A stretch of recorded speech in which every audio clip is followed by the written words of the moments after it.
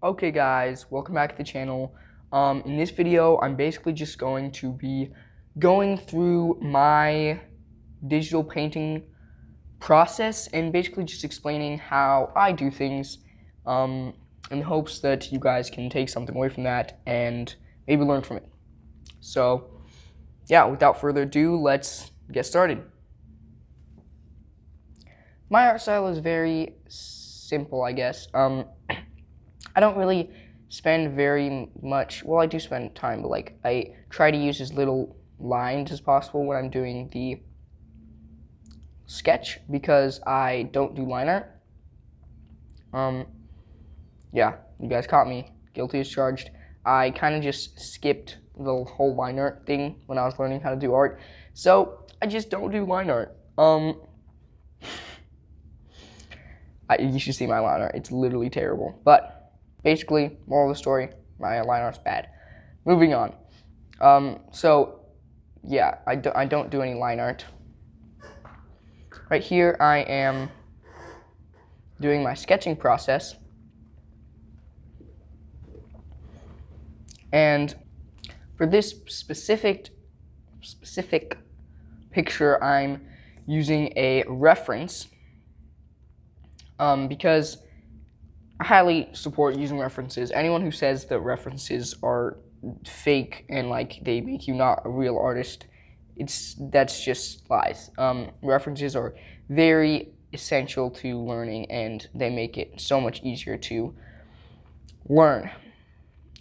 So yeah, that's why I'm using a reference because, I don't know, I just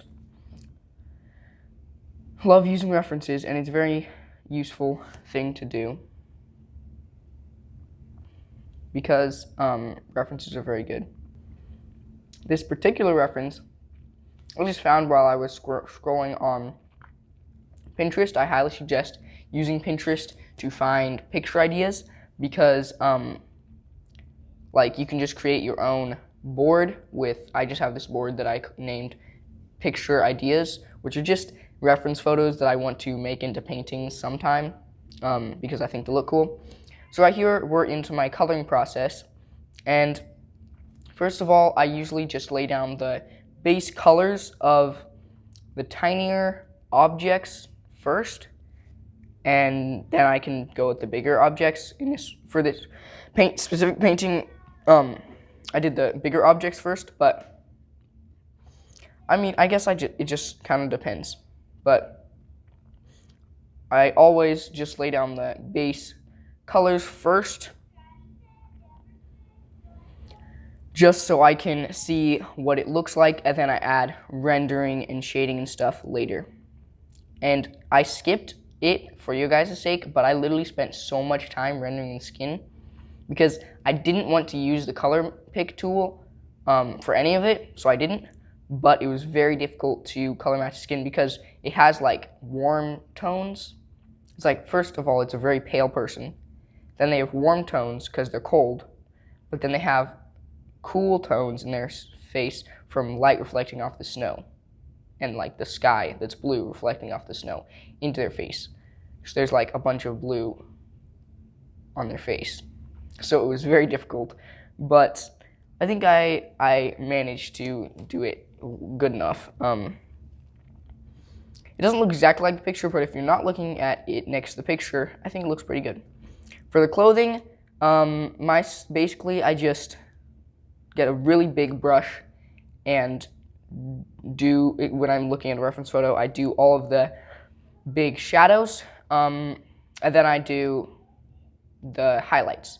So that's why I put the base color down first, because if I put the highlight color down, then it's just harder for me. It's easier for me to just do the base color, the shadows, and then the highlights. And after I'm done rendering all the clothes and stuff, I just see what needs to be done, if there needs to be like more definition between two pieces of clothing because I can't tell them apart. I know that happened on this specific painting. I'm going to call it painting because basically painting, but just on an iPad. And for the background, okay, I lied. I don't do my base colors first. I do the background first, so because if you don't do the background first, then you have to paint the background around the character or on a different layer, and then just messes everything up. So I did the background first, so I could just have it there and draw over it. And then I did the base colors. And right here I'm doing the hat. I was actually really excited for doing the hat because I really wanted to try this technique of like just laying down a bunch of different colors on top of each other so that it would look like the weave in the actual picture. And although it's a lot less like detailed, the weave, I feel like it does look the same as the reference photo, although the reference photo is like way more detailed and has a way smaller weave of material. And for the finishing touches, I basically just put a layer of blue and then set it to darken, I'm pretty sure, so that everything looks a little bit more blue, because looking at the two pictures side by side, I realized that mine was a little bit more bright and like white, whereas the other one was more like a subdued blue. So I just did that, and this is the final result of my painting. So that is basically my painting process when I'm using a reference photo. I really hope you guys enjoyed this video.